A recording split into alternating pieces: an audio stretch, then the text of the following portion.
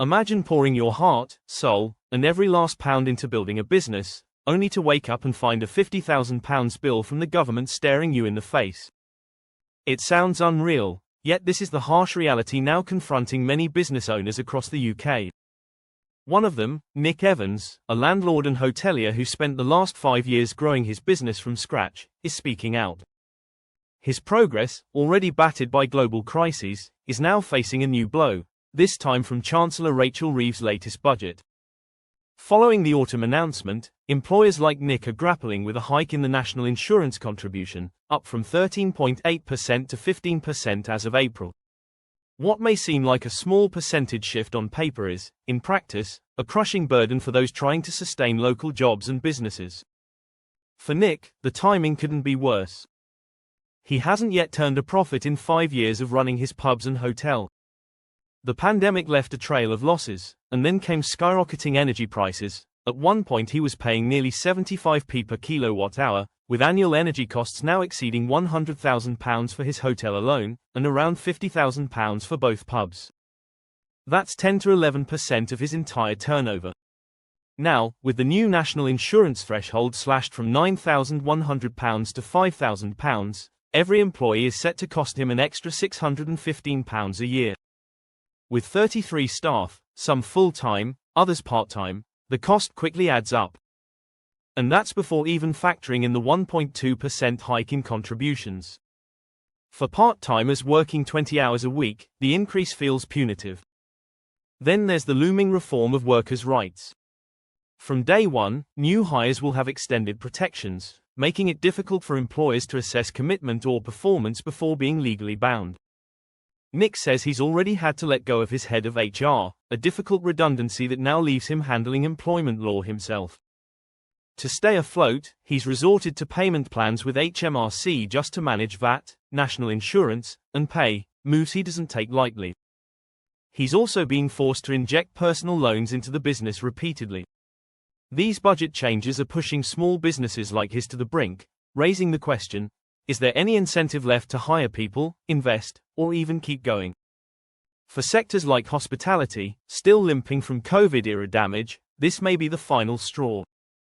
Experts warn this could trigger widespread layoffs, branch closures, or even full shutdowns across the country. While business owners feel the squeeze, the UK's political scene has erupted.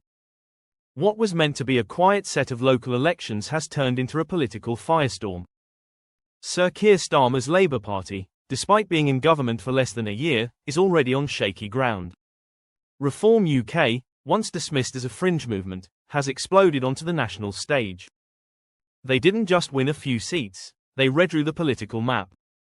With control of 10 councils, 677 councillors elected, and mayoral victories in traditionally Labour or Tory strongholds, Reform has cemented itself as a rising political powerhouse. The scale of this upheaval is staggering. Once loyal Labour and Conservative heartlands flipped. In contrast, the Conservatives collapsed, losing 18 councils and hundreds of seats.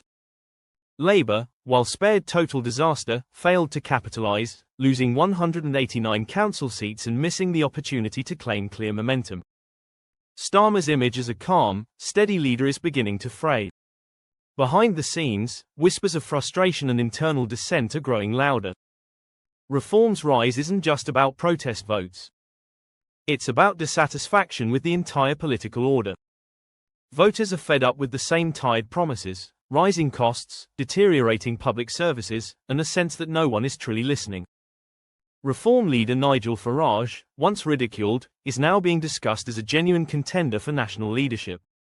As Reform gains ground, both Labour and the Conservatives look increasingly rudderless. The Liberal Democrats have quietly surged into second place, winning 163 seats and taking 3 councils, pushing the old parties further to the margins. This isn't just a political shift, it's a warning shot. The electorate is angry, and the message is unmistakable: stop underestimating us. The public mood has turned volatile. As bills rise and wages stagnate, voters have lost patience with polished slogans and vague pledges. They want results. The Labour government now faces growing pressure after its budget decisions, including the controversial move to means test the £300 winter fuel payment, which many believe cost them the Runcorn and Helsby by-election, a seat they lost to Reform UK by nearly 15,000 votes. The backlash is growing from within Labour's own ranks. Dan Carden of the Blue Labour faction called the cut to Winter support a grave mistake that voters won't forget. Rachel Maskell and Richard Bergen echoed the same sentiment, arguing these decisions have caused real harm. Even Doncaster's mayor has warned that the government must reckon with the public's rising fury. Many fear that more cuts, especially to support for the disabled, could deepen the rift. Currently, pensioners who receive pension credit, averaging £4,300 annually, still qualify for additional support, but many who are eligible have yet to apply, often due to misconceptions about eligibility. The Department for Work and Pensions notes that most applications are processed within 50 working days, and even a small amount can open the door to further benefits. But changes to the winter fuel payment mean only pensioners receiving specific benefits will qualify for future support. The government urges people to apply before September to ensure they don't miss out.